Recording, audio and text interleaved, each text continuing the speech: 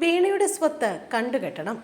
SFIOയ്ക്ക് കത്ത് നൽകി ഷോൺ ജോർജ്. CMRL എക്സാലോജിക് മാസപ്പടി കേസിൽ മുഖ്യമന്ത്രി പിണറായി വിജയന്റെ മകൾ വീണയുടെ സ്വത്ത് കണ്ടുകെട്ടണമെന്ന് BJP നേതാവും കേസിലെ പരാതിക്കാരനുമായ ഷോൺ ജോർജ്. ഇക്കാര്യം ആവശ്യപ്പെട്ട ഷോൺ ജോർജ് SFIOയ്ക്ക് കത്ത് നൽകി. രാഷ്ട്രീയക്കാരിൽ നിന്നും CMRLന് എന്ത് ലാഭം കിട്ടിയെന്നതിൽ CBI അന്വേഷണം നടത്തണം. പണം കൈപ്പറ്റിയത് കരിമണൽ കൊള്ളയ്ക്ക് വേണ്ടി മാത്രമാണെന്നും ഷോൺ ജോർജ് പറഞ്ഞു. മാസപ്പടി വിവാദത്തിലെ അന്വേഷണം ഒരു ഘട്ടം പൂർത്തിയായതായി SFIO റിപ്പോർട്ട് ലഭിച്ചു. SFIO കണ്ടെത്തലിൽ 282 കോടിയുടെ തിരിമറി, 2.8 കോടി മുഖ്യമന്ത്രിയുടെ മകൾക്ക്.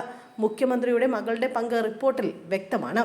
അതുകൊണ്ട് തന്നെ CMRLന്റെയും മുഖ്യമന്ത്രിയുടെ മകളുടെയും സ്വത്ത് കണ്ടുകെട്ടണമെന്നും ഈ പണം ഷെയർ ഹോൾഡേഴ്സിന് തിരികെ നൽകണമെന്നും ഷോൺ ജോർജ് ആവശ്യപ്പെടുന്നു.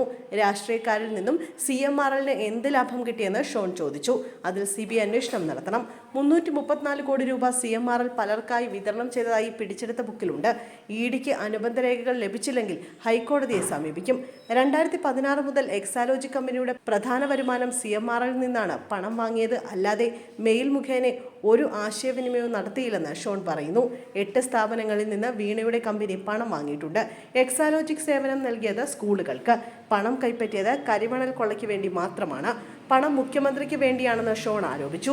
ഇനിയും മുഖ്യമന്ത്രിക്ക് 2 കമ്പനികൾ തമ്മിലുള്ള ഇടപാട് എന്ന് പറയാനാവില്ലെന്നും മുഖ്യമന്ത്രിക്ക് ഉളുപ്പിന്റെ അർത്ഥം അറിയാത്തത് കൊണ്ടാണ് ഇപ്പോഴും തുടരുന്നതെന്നും ഷോൺ ജോർജ് വിമർശിച്ചു.